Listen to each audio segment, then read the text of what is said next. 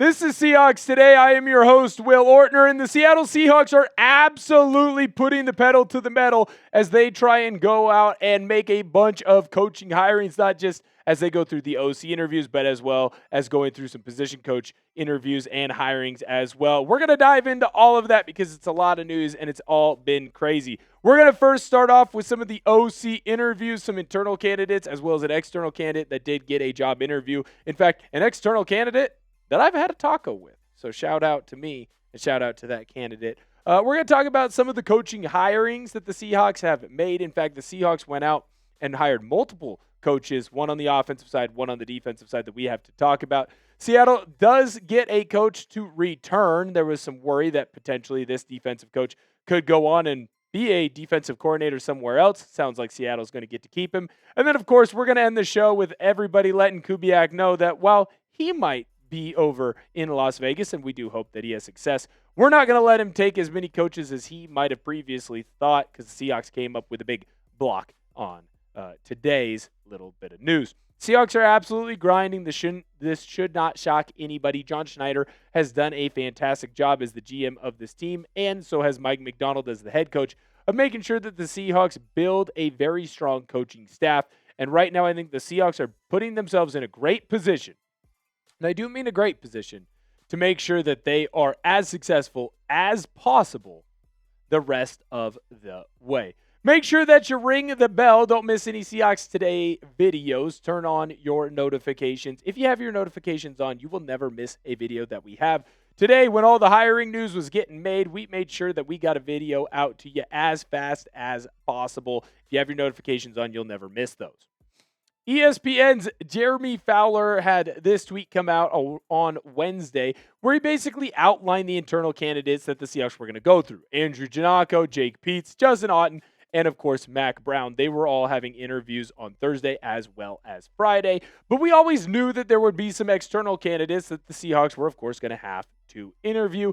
And it finally sounds like we learned of one of those guys today. Ian Rapoport, an NFL insider and of the NFL Network, went out and tweeted that Conner Senger, the offensive specialist and pass game specialist with the Arizona Cardinals, interviewed for the offensive coordinator position with the Seattle Seahawks. Now, Senger is a younger coach, only 30 years old, so the fact that he is already interviewing now for multiple OC positions, having already interviewed with the Chicago Bears, is a very big deal. It's clear that he is an up-and-comer. Brady Henderson of ESPN did have this to say as well, and it is important to mention that the Seahawks are having to go through a interview process that does include the Rooney Rule for that OC position. Teams are required to interview at least 2 external minority candidates for that coordinator job, or jobs in this case. Now, those interviews can be virtual, meaning on Zoom, or they can be in person. Conner Senger would fill into one of those interviews for the Rooney Rule. Now, I will mention this. While it was a fantastic taco that we got at Enchilada Jalisco, I believe that was where, it might have been El Caporal. But wherever Conner Senger and I did end up getting that taco together, because he was a offensive coordinator at Central Washington University for about a month, I did enjoy my conversation with him, and I will say this. He is a very smart football mind. He's the type of coach who saw success at North Dakota State. He was then moving up the rankings by ending up at Central Washington before obviously taking his position that he has had with the Cardinals, and he's been with their organization for quite some time now. He is a rising star in the National Football League. He is someone that when I had my conversations with him, way back when, breaking down Azusa Pacific film and Simon Fraser film, talking about who he could be using in this offense to attack those different teams, I kind of learned that, hey, this guy gets football, and he gets football at a level that, frankly, I don't even get, and I do say that I am a pretty smart offensive football mind. So when I look at Conner Senger, while he might not get the job in Seattle, it is smart of the Seahawks to at least interview him and kind of figure out, hey, is this someone that we could hire for this spot, or potentially someone that we could hire later on down the line? What is your one-word reaction to the Seahawks OC search? Let me know down below in the comment section. If you had to ask me, I tell you right now, it is solid. When you look at the different coaches that the Seahawks have interviewed, the internal as well as the external, very smart offensive minds, and they are both minds, or they are all minds, they're not just both, They're all minds, in my opinion, that can make the Seahawks better. So I do think that is important. Next, we're going to talk about the hirings that the Seahawks did end up making today. In fact, right as we were getting ready to film this video, the Seahawks made a second hire. So we'll make sure that we talk about that. But before we do, I need to let you know about the Mob Mentality merch that we've got here on the channel. And I'll tell you right now, these things are freaking sweet. You got the Champions gear, the mission over all the other BS. We got a black t-shirt as well as navy. And here's the thing, it's still February, so depending on where you're watching, it might be a little bit chilly. You can grab a hoodie version of that as well. If you're saying to yourself, Will, I'm a little bit more whimsical than the rest of the guys. Well, guess what? We also have a mascot t-shirt as well that you can enjoy that I just think is so darn precious and funny. Of course, we got it in navy and black, and we've got the hoodies as well. If you want to go and pick yourself up one of those in the comment section and description of today's video, we are going to have that link. All you got to do is click it, and it'll take you right to where you need to be. These are affordable t-shirts. These are affordable hoodies, and I think they are just so freaking sweet. You'll be the talk of the town wherever you are at. ESPN's Adam Schefter had this to say about the Seahawks making their first hiring of the day, and that, of course, is Daniel Stern, the assistant quarterbacks coach / football strategy guy with the Baltimore Ravens. That's where he was at previously. Now, this is a guy that's not going to have a lot of intel on him, but when you talk to people inside of NFL circles and football circles, you're going to hear that this guy is one of the brightest minds in the National Football League. He's also someone that could be instantly plugged into a position coach type of role, just depending on who stays in Seattle when all the dust has settled. Now, Hawk blogger Brian Nemhauser had this to say, and again, very smart offense and football mind here, and Brian is very plugged in with everything that's going on in Seattle. He said this is a sneaky big addition for the Seahawks, very highly regarded. And remember, McDonald, he spent some time in Baltimore. He spent some time with John Harbaugh. He's going to know if this is the type of guy in a Daniel Stern that you want to bring in. The Seahawks just keep getting better, and this is smart. Continue to go and make hirings when guys leave with guys who are going to fill in that role and either keep it at the same level or expand upon it. So to me, this is a great decision by the Seahawks, and they make another great hire.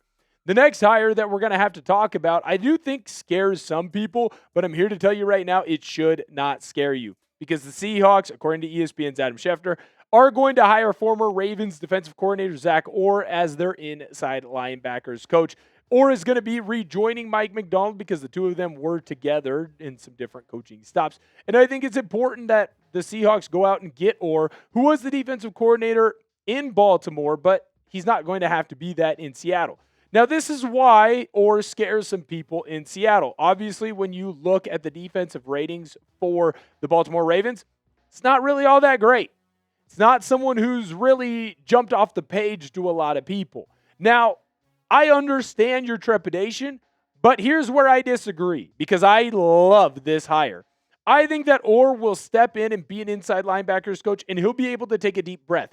He will be able to go back to being a coach under Mike Macdonald and learn from the mistakes that he made while in Baltimore.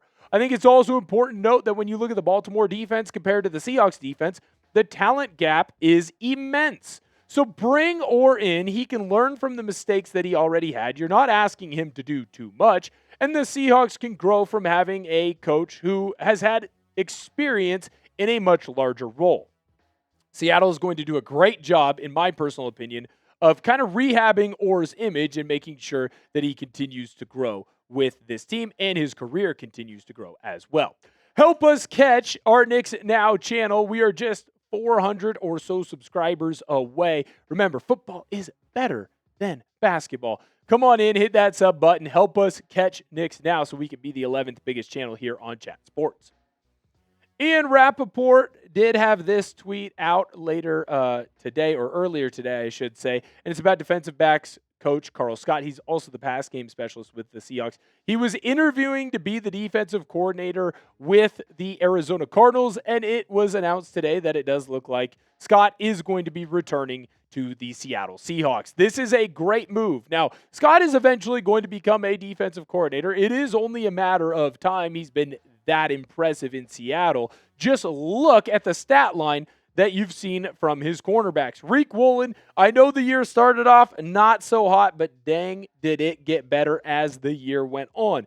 And so when I look at a guy like Riq Woolen, that can be directly attributed to Scott. He helped coach him out of some of the miscues and some of the mistakes that he was making early and helped create him into being a starting corner on a Super Bowl winning team. When you look at Devon Witherspoon, the guy had his best year, I think, especially when you look at his advanced analytics. Now, I understand that the tackle numbers, sack numbers, TFLs, PBUs, interceptions, that's all going to be a little bit down. You also have to look at the games played and understand, well, Devon Witherspoon missed a lot of time because of injury. But when the Seahawks needed him most in the postseason, he was one of the biggest players on this team. And it's also important to note with a guy like Devon Witherspoon, the amount of plays that he made. He's just a difference maker. PFF had him graded out as the highest and best cornerback in the National Football League, and that doesn't happen without Scott. Scott's time is going to come. It's only a matter of time.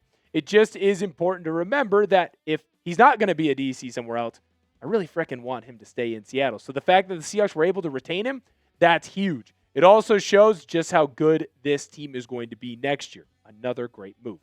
Make sure that you turn on your notifications. I warned you earlier, there's going to be a lot of big news, crazy rumors, all kinds of things happening with the Seattle Seahawks in the 2026 NFL offseason. You don't want to miss it. We're going to make sure that we get that information out to you. The last thing that we're going to talk about here is the Raiders requesting an interview with Justin Outten and the Seattle Seahawks being able to come in and block it. This again coming from Jeremy Fowler. Why is this important for the Seahawks? Because it means that they plan on, at the very minimum, keeping Outten at the position that he's in. Remember, teams can block an interview request if it is for a coach that's going to a lateral move. I also still think that Outten is in a good position to go and potentially be the offensive coordinator in Seattle. To me, it does kind of feel like it's between him and Jake Peetz. So make sure that you block him, you keep good coaches in-house, and hey, if he doesn't end up getting the job, hopefully he wants to stay in Seattle for that position, but you're keeping him away from going to Las Vegas, or you're at least forcing Las Vegas' hand to say, hey, no, we're going to also interview him to be our offensive coordinator. I love what Seattle's doing here. Keep talent in-house. Red pen time. Grade the Seahawks coaching moves so far. A, B, C, D, or F down below in the comment section. I want to know what your opinion is, so make sure that you let it know loud and proud. Right now, to me, it's A's across the board. Seattle is absolutely killing it. Hit that sub button. Thank you guys again so much for hanging out with us all week long. Anytime there's breaking news, we've got you covered. Make sure that you hit that sub button so you don't miss out on any of that breaking news content. Thank you guys so much for viewing today's video, and I'll catch you guys next time.